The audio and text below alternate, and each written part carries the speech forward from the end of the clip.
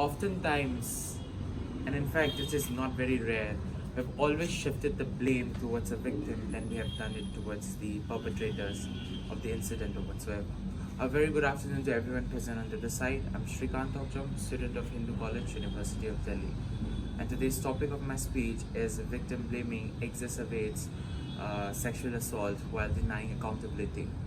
Well, to be very utmost truth is that the topic itself is ascribed 100% of truth, which we have seen not just in our state of Manipur, but across the country and the world in fact, seeing from across the world in fact, we have seen cases where especially women victims were put under second forms of victimizations by institutions such as the police enforcing agencies or other institutions which try to assure justice, in which case they have always been denied of justice, and where the case of victimization was doubled again with a secondary victimization.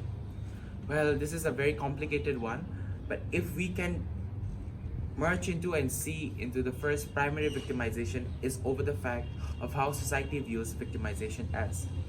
Well, as the topic states that victim blaming exacerbates sexual assault, which is in fact true.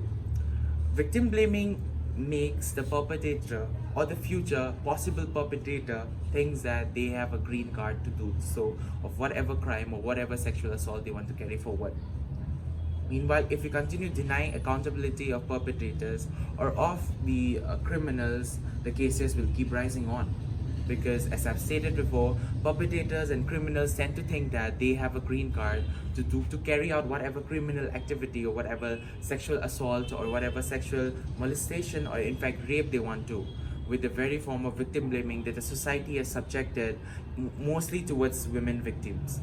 Well, we have seen various cases of this. To take some examples, the case of 2012 December Delhi rape were first responded by such victim blaming by news agencies, including the society, and in fact by other enforcing forces, where the woman was asked what did you wear that night, was she drunk that night, was she out late at that night. So this is very common thing that we have seen growing up, and we have seen in our day-to-day lives, even not just on screen. We have not just heard it, but we have felt it, we have experienced it, and we've seen that women, men, women, boys, girls who have been victims of sexual assault, sexual crimes, or any crimes in that regards have always been victim blamed.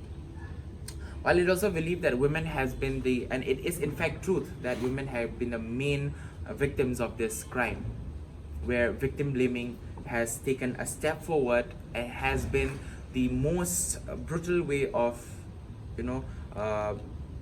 taking up and investigating a crime, where first a woman is accessed of what she was doing, what she was wearing, as I've stated before, and what was her possible mistake. Meanwhile, it is also to be remembered that a crime happens not because of the victim, but because of the perpetrator, because of the criminal. And henceforth, I see no point of justification in victim blaming.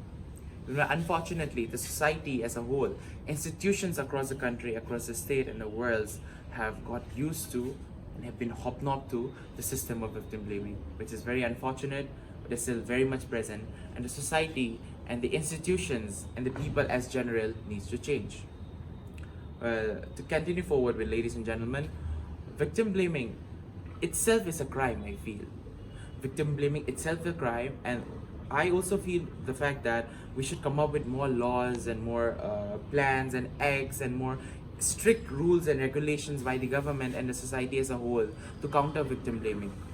Victim blaming is never going to solve the problems of sexual assaults or that of crimes that continue to take place in every single day, every single minute, in each and every corner of the country and of the world.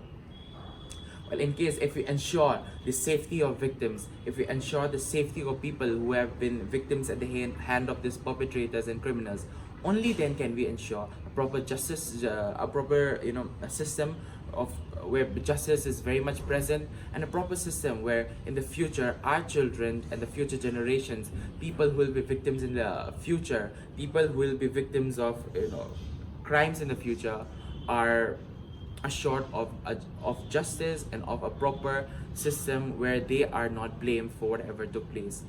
Victim blaming often and very much tends people make especially the victims go into worsen their mental health, make them go into depression, and also at a length so many victims of crimes and criminal activities, so they have committed suicide because of the same. So is it now a point of us to argue or even to discuss the fact that victim blaming is not a crime? Victim blaming itself is a crime. Undoubtedly itself is a crime. Well, to carry forward with, ladies and gentlemen, sexual assaults, or in fact any criminal activity which doesn't involve sexual crimes, have had have had long lived history. The only that we can end this is that we come together. We come together as a community, as a society, and by doing this, we have to ensure the safety of victims, the safety of people who can possibly become victims, the safety of children from so many others. When we take the side of sexual assault, we can also remember that of pedophiles who aim at children. So are we still going to blame the fault of children for whatever they were wearing, whatever they were, whatever time they were out at? So instead of blaming the prey, let's blame the predators. Let's hold them accountable. So instead of blaming God for no rain, we should look at what kind of global warming we have come forward with. Same is the case for human behavior. Same is the case for victim blaming or sexual crimes or sexual assaults, it's such or whatever. In fact, the topic itself is very true, which states that victim blaming exacerbates sexual assault while denying accountability. So I would like to end here by stating that we should stop for once and all. Victim blaming should also be considered a crime. Secondary victim blaming as well as primary victim blaming should stop once for all, and the government and the society as a whole which come up together with a stricter law to make sure that no victim wherever has to go by being denied justice. Thank you so much.